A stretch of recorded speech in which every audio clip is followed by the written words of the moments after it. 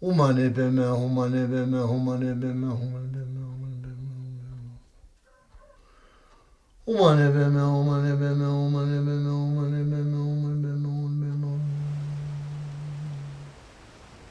beme, humane beme, humane beme, humane beme, humane beme, humane beme,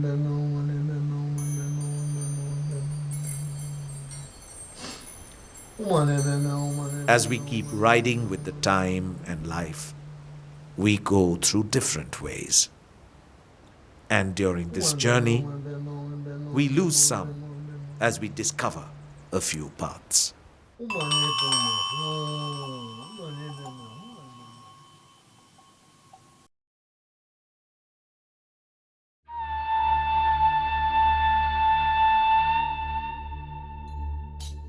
We are now in the eastern part of the state of Sikkim, tracing the footprints on an age-old trade route.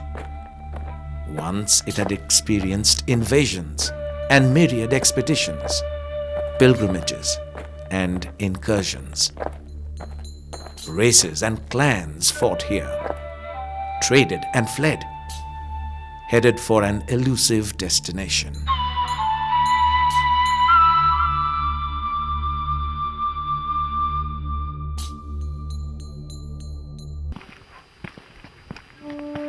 We keep moving through the legendary road.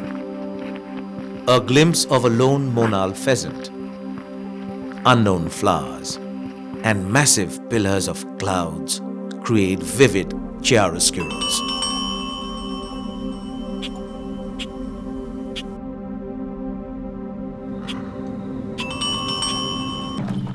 By Lungtung lies the ancient trade route that once linked India with Tibet. It carries the footprints of the people who visited the land on various occasions. All the actions that once upon a time bustled the way are now episodes of the past. And as a kid, I remember when the fighting was going. My mother used to fight with the Tibetans. The people who brought the mule, they actually used to camp with their own mules in a certain area. The certain areas are located for them. Hundreds of mules. Every day you'll find Kalimpong town, mules, tung, tung, tung, tung, with a noise bangling down. This is now 2.5 dollars. This is the Chinese dollar that actually came to Tibet, and which eventually, became a very big business in Kalimpong. There used to be a sizable Chinese population in Kalimpong also during the 40s and the 50s. See, most of the Chinese community living in Kalimpong were shoemakers, and especially there is Tibetan boots with the long boots. They went up to the knees. These were very popular amongst the Tibetans in Lhasa. So, in fact, there is one very popular shoe known as the Enson Shoe Company. That shoe was very popular in Lhasa during the trade time, and people. All the Khambas and the noblemen in Lhasa, they would love to have a pair of this shoes, specially made by Enson Company in Kalimpong. We used to see mule loads of candles, shoes which were made here, the Tibetan shoes which were made here. In fact, once I recollect these shoes, in every house in Kalimpong, someone was making the top portion, someone was making the sole, someone was making the laces. So each and every house around Kalimpong was busy making. During those days, 1 lakh of pairs of shoes was, that it was quite a busy town. Those days it was a great economic upliftment for our locals, because all the villagers, the locals, mostly women, they used to work in those godowns, cleaning wool, packing and things that way. They were kept occupied throughout the year. So that way it was quite a way of small income for them.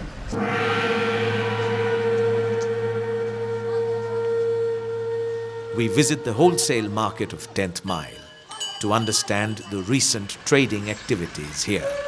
And acquaintance with some old businessmen of this town gives us some additional information about their old-time trade with the Tibetans. यहाँ जो खच्चर बहुत आता था, घोड़ा खच्चर। अच्छा, घोड़ा खच्चर आता था, वो लोग ऊन लेकर के आते थे।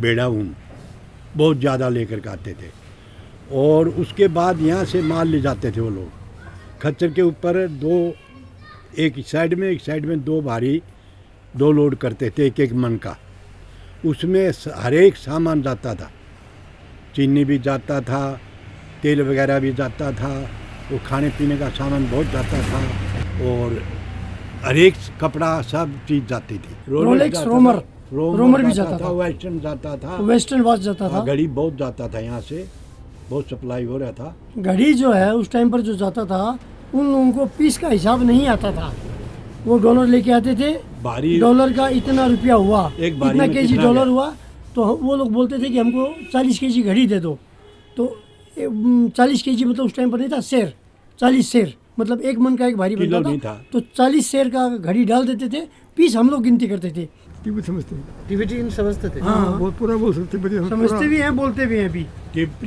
पूरा बोल सकते तिब्बती भाषा मेरे जैसे कोई जानता नहीं कानून में By a memorial, the commemorative burial ground was founded to honor the brave soldiers who died in the British-Tibet War during the late 19th century. The simple rustic life of this snow-capped valley is a delightful experience. Not long ago, when the Tibetan tradesmen visited Nathang Valley frequently, it was definitely a lively town. A chance meeting with three old ladies enriches our knowledge of old trade days. खचरवाला आउँछ ल्हासाबाट आउँछ टिबिटबाट पुरा खचरवाला आउँछ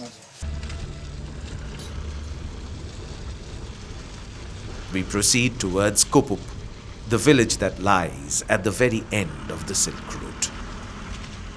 The wayside army barracks, the secretive bunkers, and military activities make us aware that we are on the edge of the line of control.